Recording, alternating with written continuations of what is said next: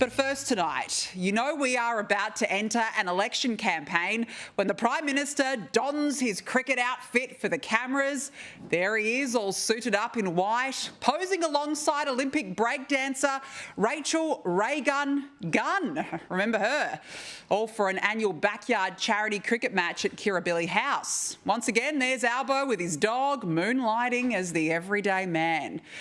And you know the campaign is imminent when Albo starts peddling out tragic lines and slogans like this one.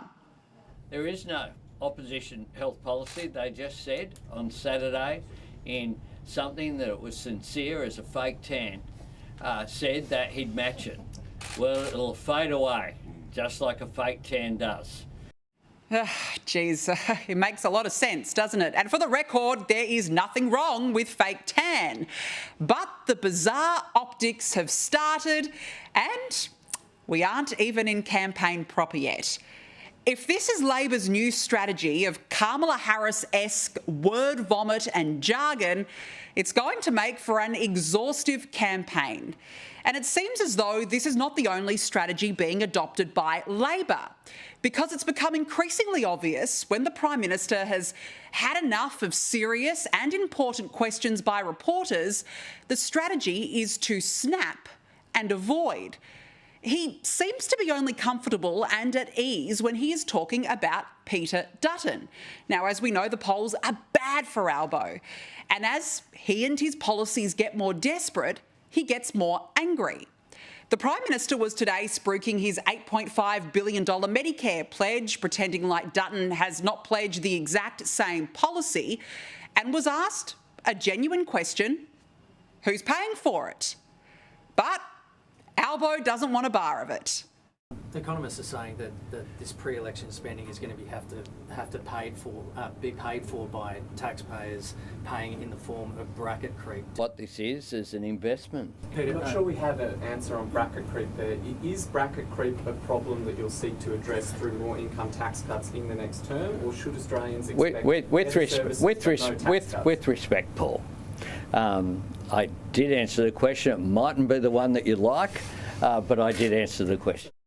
Well, it's not whether the reporter likes the answer or not. It's an important question for us, the public, to get clarity on. Who is paying and how?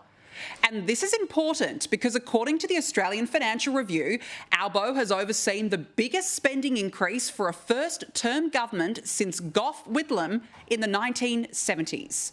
Labor has made more than $120 billion worth of discretionary spending decisions from its 3 budgets. And there are billions more in yet-to-be accounted-for election promises, like the increase in bulk billing. In fact, economist Chris Richardson has warned there's only one real possibility to pay for it, and that's through higher income taxes and bracket creep. So there's certainly nothing free about Albo's free GP visits.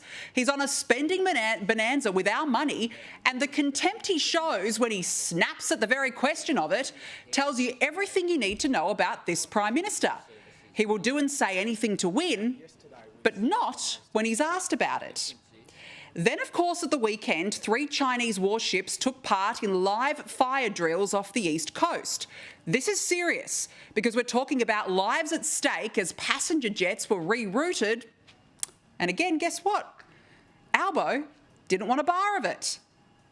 Are you going to be looking at some sort of a punishment for China, like trade restrictions or anything like that? You do know that most of the trade goes from here to there, not the other way around. And I've worked pretty hard. Does this escalation from China warrant a stronger defence response from Australia, Prime Minister? Well, I've answered with respect, I have answered the questions. Seriously, Prime Minister, China is at our doorstep in a provocative manner, threatening our sovereignty, and you've apparently had enough talking about it.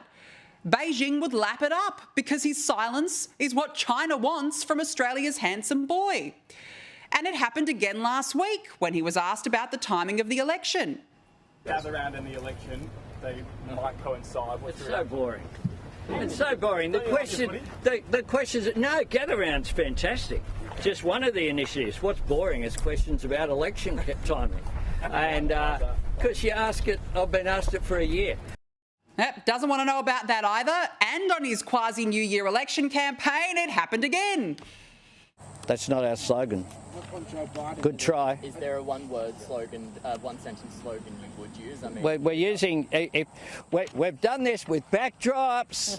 We've done this with media releases. I'm not sure which LNP member has sent you that question to ask, but they should pay attention, and you should be cautious about just reading out things that are sent from the LNP. It's time for you to concede that your pledge to reduce electricity prices by $275 by this year, for whatever reasons, that's not going to happen. Is that fair? Well, one of the things that we did, of course, was have a $300 energy bill relief. That's not my question, in fairness. That was the coalition. The $275. I know that, but you get to do the questions, I get to do the answers. That's the way it works.